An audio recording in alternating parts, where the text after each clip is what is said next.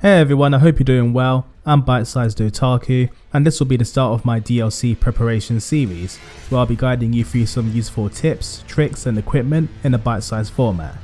In this episode we'll check out the Knight of Sleeping Flame, a build capable of dealing 3 types of damage, fire, magic and sleep, by using the Sword of Night and Flame combined with the Sword of Saint Trina.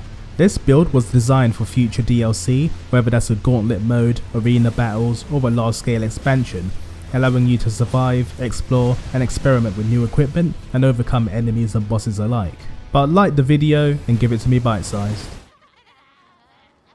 So the equipment was chosen to balance both stats and fashion while providing us with a good overall defense so we can tank a few hits. To achieve this we're using the twinned helmet, carrier knight armor, queen's bracelets and Radahn's greaves, which gives us a nice mix of black, gold and silver colours. Then we have the black leather shield, which is one of the best looking shields in the game and is equipped with the skill Holy Ground, which will recover our health over time by 17 HP per second or 600 HP over its duration of 35 seconds, and it will boost our damage negation by 20% when inside the seal.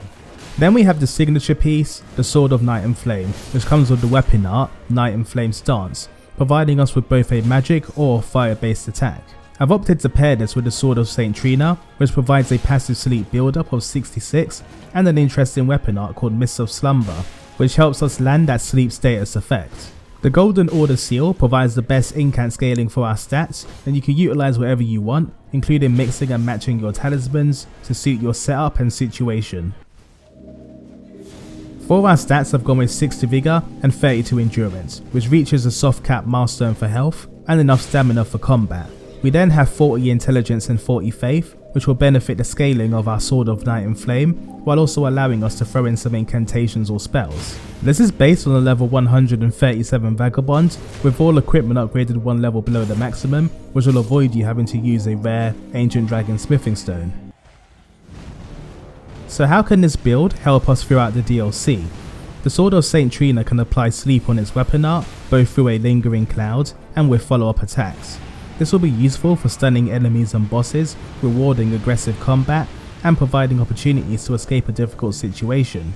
This will be especially helpful if you encounter any difficult field bosses which block your path or hold valuable loot. The Sword of Night and Flame can unleash 2 flavours of the weapon arts, which each have their own advantages and disadvantages depending on the situation.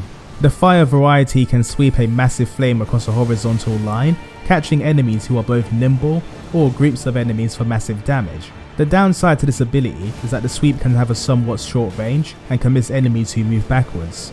Then we have the magic variety, which is a mini Comet Azure, firing a magical beam in a straight line, and this is great for bigger enemies who are slow, aggressive, or enemies who like to attack in a straight line and will benefit from stagger damage. The downside to this attack is that it can miss if the enemy dodges, as the attack cannot change direction mid-animation. Then turning to our regular attacks, we have access to a fantastic and fast jumping guard attack when dual wielding, which deals brilliant damage, alongside a moveset which has more strategic utility in PvP, but in PvE, simply using the regular guard and jumping attacks will maximise your damage and survivability. Next, let's have a look at our black leather shield. The shield doesn't have the best guarding potential and you will take damage while guarding with the shield, but we have the weapon art Holy Ground, which will recover our health and boost our defense, giving us an advantage in combat and helping us preserve those precious resources. You can also use this outside of combat to heal lost health or to mitigate the damage caused by poison. I'll let the build demonstrate itself through some battles, and in our next episode we'll be looking at a pathway for collecting golden seeds for your flask fairly early in the game. But do let me know your thoughts and of course subscribe. This is Bite-Sized Otaku and I hope you enjoyed.